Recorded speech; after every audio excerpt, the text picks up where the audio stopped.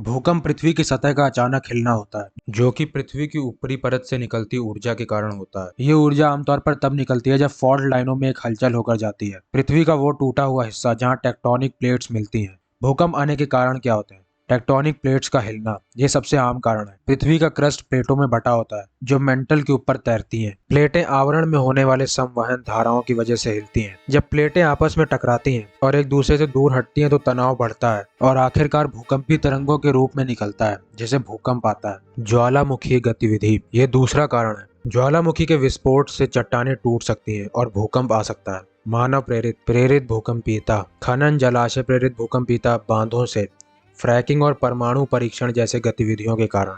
भूकंप का पतन भूमिगत गुफाओं या खदानों के ढहने के कारण।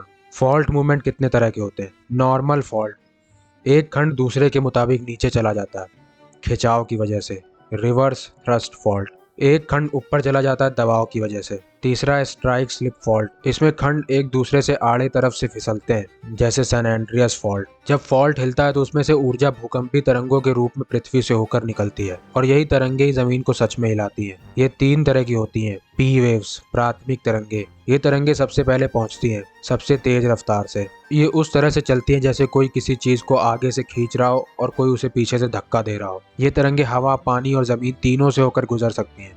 दूसरी वेव्स होती हैं एस वेव्स, ये धीमी होती हैं और पी वेव्स के बाद पहुंचती हैं। ये ऊपर नीचे या अगल बगल की गति में चलती हैं। ये खाली ठोस से होकर गुजरती हैं। इसके बाद आती हैं सतही तरंगे, ये पृथ्वी की सतह के साथ साथ चलती हैं। ये सबसे धीमी होती हैं और सबसे ज्यादा विनाशकारी भी। और इनके अपने दो प्रकार होते हैं, लव वेव्स और रेले वेव्स। लव वेव्स को ऑगस्टस एडवर्ड हफ के नाम पे रखा गया है क्योंकि 1911 में उन्होंने ही इसके बारे में बताया था। ये जमीन पर हॉरिजॉन्टली चलती हैं, किनारे किनारे सांप की तरह। ये कभी सीधी नहीं चलती हैं। ये बड़ी घातक भी होती हैं क्योंकि ये किनारों से कंपन पैदा करती हैं जिसके विरुद्ध इमारतें कमजोर होती हैं। ज्यादातर इमारतें आमतौर पर ऊर्ध्वाधर भार उठाने के लिए बनी होती हैं जैसे गुरुत्वाकर्षण, जहाँ पृथ्वी कोई चीज अपनी तरफ खींचती है ऊपर से नीचे। ये खाली ठोस परतों से ही गुजर सकती हैं। ये रेले से तेज होती हैं और एस से धीमी।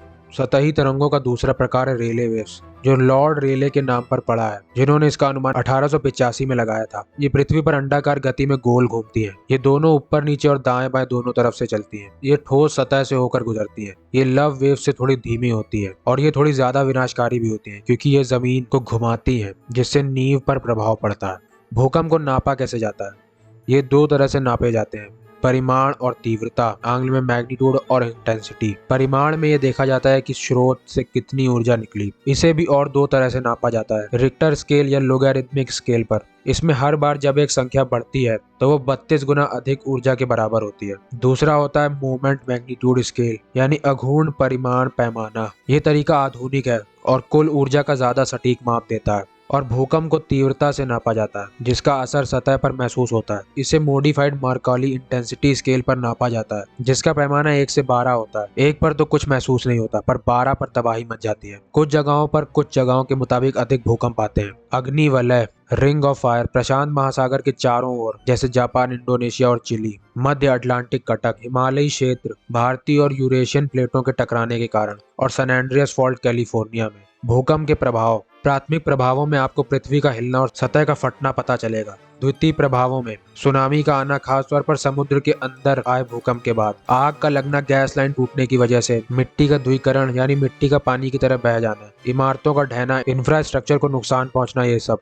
वैसे ये सारे असर हर भूकंप में महसूस नहीं होते। ये प्रभाव भूकंप आने की जगह, तीव्रता, गहराई और स्थानीय परिस्थितियों पर निर्भर करते हैं। पर हर बार भूकंप में हम एक प्रभाव जरूर महसूस करेंगे, मैदान का हिलना, क्योंकि सारे ही भूकंप सिस्मिक वेव्स यानी भूकंपी तरंगे उत्पन्न करते हैं। भूकंप इतने अप्रत्याशित क्यों होते हैं? आज भी पृथ्वी के विज्ञान में इनका अनुमान लगा पाना एक बड़ी चुनौती है। पृथ्वी की परत काफी जटिल और छुपी हुई होती है। हम धरती के मीलों नीचे तनाव को बनते नहीं देख सकते। फॉल्ट ज्यादातर पत्थरों और मिट्टी के नीचे दबे हुए होते हैं। चट्टानों का टूटना पेचीदा होता है और चट्टानें अचानक टूटती हैं। फॉल्ट हर बार एक जैसा प्रभाव नहीं करते। कुछ फॉल्ट ऊर्जा को धीरे धीरे छोड़ते हैं, उसमें ऊर्जा रेंगते हुए निकलती है, और कई बार अचानक से, जिससे भूकंप आता है। फिसलन को चालू करने के लिए तनाव हर बार अलग अलग हो सकता है, भले ही अगर तनाव धीरे धीरे बढ़ता रहे। फिर भी असफलता का सटीक क्षण अराजक होता है। भूकंप का कोई साफ पूर्वाभास नहीं होता। कई बार पहले आने वाले झटके संकेत दे सकते हैं, पर हमेशा नहीं। पृथ्वी का विरूपण और गैस का उत्सर्जन